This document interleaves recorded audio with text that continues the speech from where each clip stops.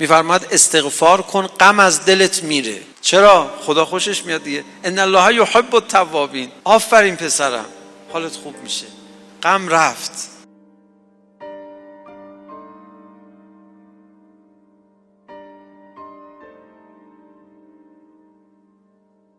اگه استغفار کردی غم از دلت نرفت، یعنی داری خالی بندی میکنی. بگرد گناه تو پیدا کن، اعتراف کن بهش. آخه بعضی از آدم‌ها یکی دوتا گناهو تو مشتشون میگیرن، قایم میکنن، بعد این یکی دستشون رو به خدا نشون، خدایا ببین من همش خالی، نه سفید، هیچی نیست، همه رو ببخش.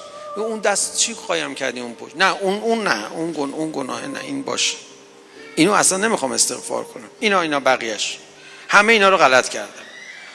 خب اون دست تو چیه پشت سر نگه داشتی؟ اونو بیار بیرون. نه اون باشه، من اون نمیتونم کوتاه بیام، من نمیتونم از حسادت نسبت به فلانی کوتاه بیام. بقیه دروغایی که گفتم، غلط کردم، نمازایی اون به سر جاش باشه، اون تا پدرشو در نیارم من کوتاه نمیام. والله ما ینجو من الذنب الا من اقر به. به خدا قسم نجات پیدا نمیکنه انسان از گناه مگر اینکه اقرار بکنه بهش. اگه استغفار کردی غم از دلت نرفت، یعنی داری خالی بندی میکنی. بگرد گناه تو پیدا کن، اعتراف کن بهش.